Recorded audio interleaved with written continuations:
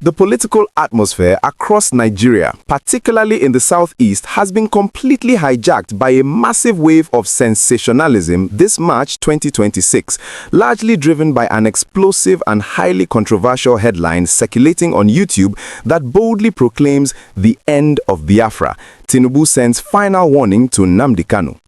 Whenever a headline of this magnitude drops on the internet, it immediately sends massive shockwaves through the political landscape, triggering deep anxieties, fierce debates, and wild speculations among millions of Nigerians at home and in the diaspora. The sheer gravity of the words final warning suggests a dramatic, highly kinetic climax to one of the most protracted and deeply polarizing secessionist struggles in modern African history. However, as is often the case in the highly volatile world of Nigerian political media, what is printed in bold, capitalized letters on a digital thumbnail is frequently a massive distortion of the actual reality playing out in the corridors of power. To truly understand what is happening right now between the administration of President Bola Ahmed Tinubu and the detained leader of the indigenous people of Biafra, we must completely strip away the sensationalism, ignore the highly fabricated social media rumors, and critically examine the verified, documented events that have unfolded between late 2025 and this very moment in March 2026.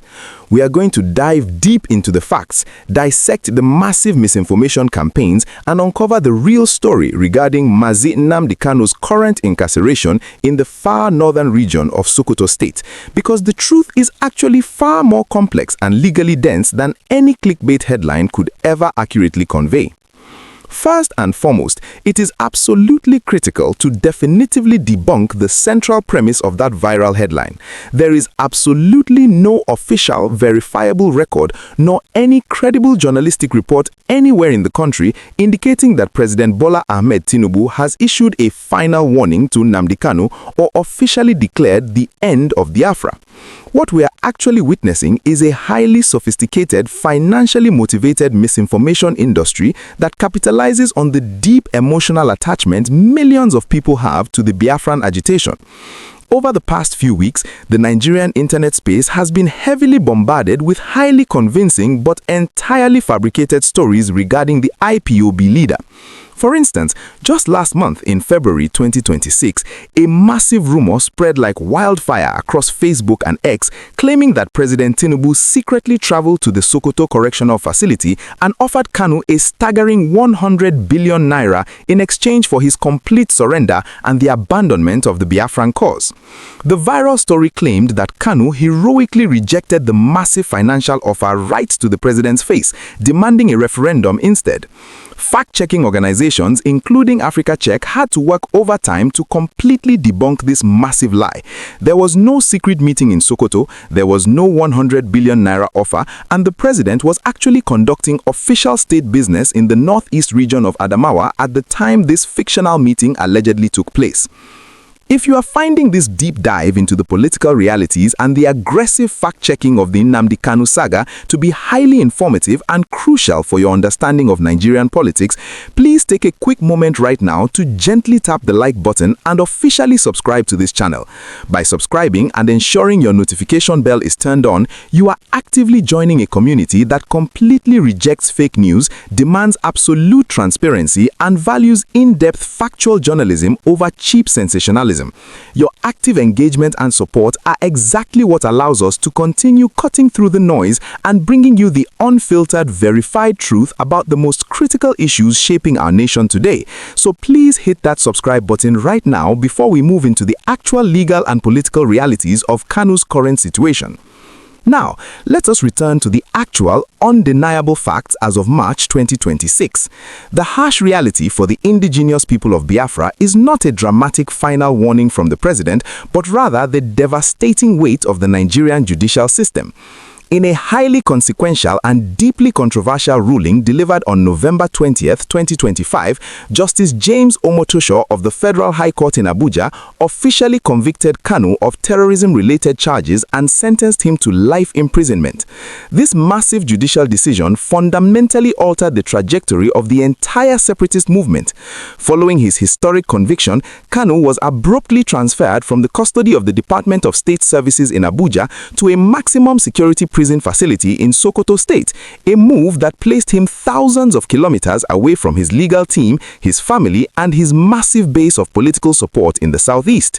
His legal counsel immediately filed aggressive appeals challenging both the life sentence and his remote incarceration, arguing that the trial was riddled with fundamental legal errors and constituted a massive miscarriage of justice. However, in January 2026, Justice Omotosho struck out Kanu's desperate ex parte motion seeking a transfer out of the Sokoto Correctional Center, cementing his harsh new reality in the far north. This strategic silence from the presidency, however, has not quelled the massive unrest and deep-seated anger bubbling on the streets of the southeast. Just days ago, in the second week of March 2026, the commercial nerve center of Aba in Abia State was completely shut down by a massive, highly energized protest demanding the immediate and unconditional release of Nnamdi Kanu. Interestingly, this major demonstration was not solely organized by core IPOB loyalists, but was actively led by prominent human rights activist and former presidential candidate Omoyele Sowore. The protesters marched aggressively through the highly congested Ariaria International Market, carrying massive banners and chanting heavy solidarity songs that echoed throughout the entire city.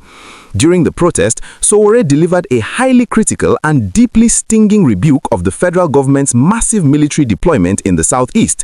He forcefully argued that the heavy presence of the Nigerian army in peaceful commercial hubs like Aba is a massive misallocation of national security resources, especially at a time when heavily armed Boko Haram insurgents and Lakrawa terrorists are actively overrunning communities and slaughtering innocent citizens in the northern regions of the country.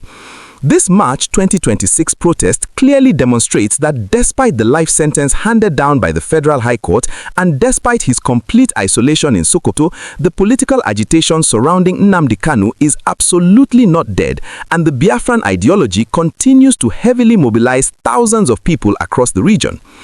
As we closely monitor these highly volatile developments, it becomes abundantly clear that the narrative being pushed by desperate YouTube channels seeking cheap clicks is entirely disconnected from the heavily nuanced political chess game currently being played.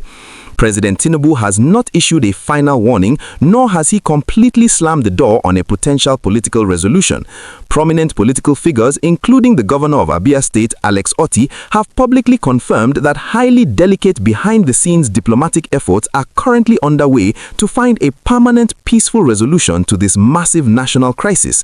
The ultimate fate of Nnamdi Kanu currently rests on a highly precarious balance between the ongoing highly complex appellate court proceedings and the massive, undeniable political calculations leading up to the upcoming general elections.